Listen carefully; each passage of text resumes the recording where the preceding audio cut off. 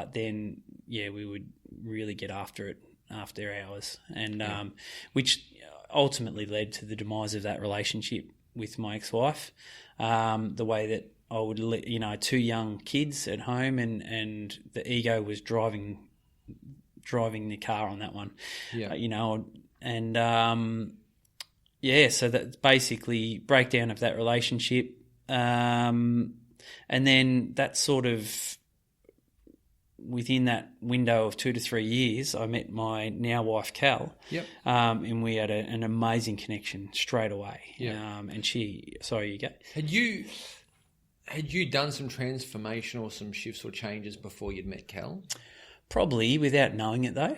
Like, I think my anxiety levels went through the roof through that divorce, to the point where I was shutting down for hours at a time at one stage. And you have to assess that after it happens. You have to go, and I'm not a dummy, and obviously I was always searching for something, and I had to pull that apart and go, why did that happen? Why?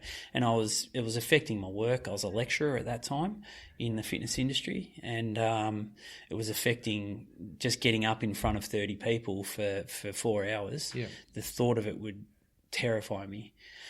So something, a little bit of self-assessment started there. But back then, how did you create the space for that self-assessment, self-reflection when you go through that?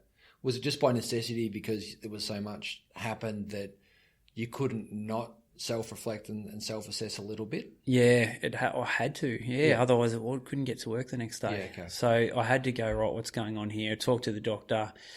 The only outcome from a doctorate was medication and antidepressants and stuff like that. I didn't feel like I was depressed, but I felt like my anxiety levels were off the charts, and I just could not, and I think it's just, it's like running a car on crappy fuel, you know what I mean? Like what I'd filled my life up with was all rubbish, and the ego was in control and out of control. So that's sort of before, and then I met Cal, who is an incredibly intelligent human being, and was not prepared to put up with any of my shit, basically, which was a great moderator for me. Because I was crazy about her.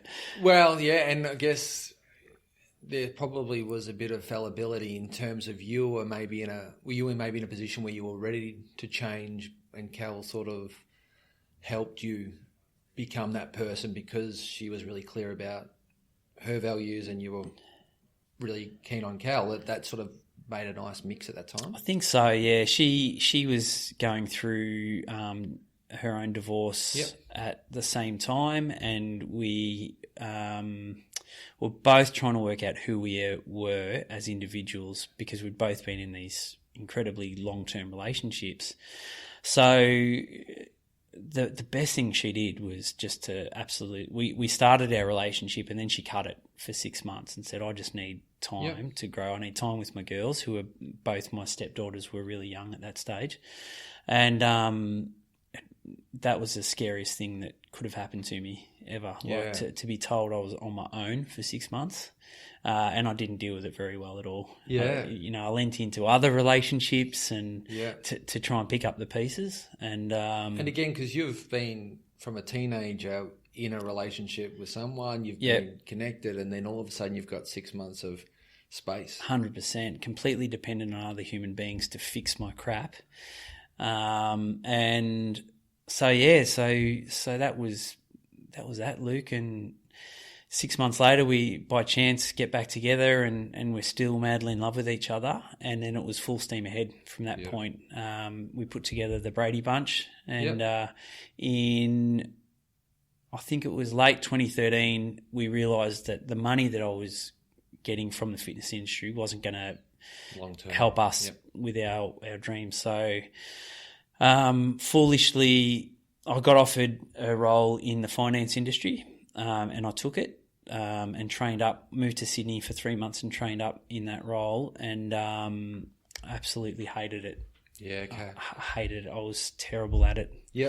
I could not see my moral core that was being satiated by the fitness industry, regardless of whether I knew that that's why I loved fitness industry, wasn't there in finance for me. Was it similar to, you mentioned earlier in the conversation, that disillusionment that you had as a kid? Yeah. Did you feel that in the finance when you're going to work, the same sort of feeling? 100%. Yeah, I didn't know where I was. And all I could see was dollar signs, and I thought this will add value to our family because it'll afford security. And it did for a little bit. Like, we got a nice new shiny car and we got a credit card, and for the first time in our relationship, and I thought, oh, this is all right, this is going well, I'll be good at this. But I absolutely sucked at it. And I thought, I'm not a dummy. I understood all the concepts, and I was working with people again, but I just felt it was completely, a lot of the insurance and stuff like that, I just felt like it was a complete rort, to be honest. And the government's agreeing with me now with all of the... it's crazy. Yeah. It's crazy. And I try to say to my kids that if you love what you do and you've got the energy and the passion to do it, you can make the financial income you need. Like, the best barista in the world is making more money than the worst lawyer. Yeah, great call. Because the best barista and is passionate, loves what they do. Yep. And like what you're saying, the lawyer that should get paid a lot hates what they do. They're probably not performing. Yep. They're discontent. Like, if you love it, you can make it. That's it. Work. And the vibrations you give off without even knowing to other humans, it's that sense that we never respect. Is it that sixth sense where we sit down and go, something about that guy, I don't like him and I don't want to work with him, or I don't think he believed in himself. And I wonder if I was just pumping those vibrations out to the world. And I see it daily here. When you know a person, when they walk into a room, whether they're loving what they're doing or they're hating it, like you can just, as you said, you can feel those vibrations, that energy. That person's not in this with their heart. Yep, like absolutely. Even if they've got the skill set and they know it off their head, they just don't have it here. 100%. And baristas, perfect example. I think there are three things when you go to a cafe. You want the cafe to be nice and the mood to feel good. You want really good service from a happy individual, and you want good coffee. Yeah. And if you're sitting down and that person hates themselves, hates their job, hates their station in life at that time, my God, it comes through in all three of those, doesn't it? It does. And but on the flip side, even if the place isn't that nice and the coffee is not the best coffee you've ever had, if that person is just vibrating love, it's like, this is a really nice experience. Yeah, and you will naturally want to go back to that place to get their energy again. Yeah, 100%. To get it into your heart space and go, I need some of what you've got. Yep.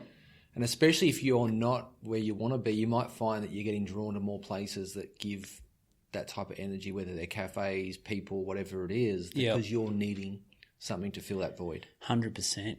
Yeah. All right, mate. So we're going to get on. We're going to move in. Yep.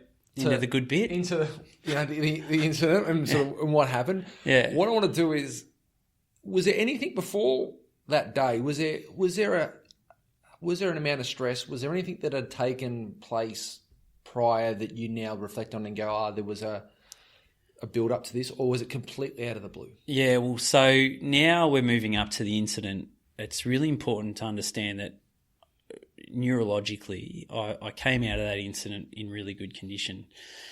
Remarkable, just freakishly good condition, all except for my memory. So I lost probably 18 months to 2 years worth of solid memory that we know, that we can understand. So a lot of this is sort of secondhand from my wife, but she would tell me for the first time in our life together, I was waking up and not looking forward to work for that day. She said, I'd never seen you like that. Not in the industry, you'd get up at 4 or 5 a.m. and just love it. Were you still in the finance at this stage? Yeah. So still solidly in it. And I was working in Melbourne, the other side of Melbourne actually, the other side of the bay, which it was a 2 to 3 hour trip to get there and back. Wow.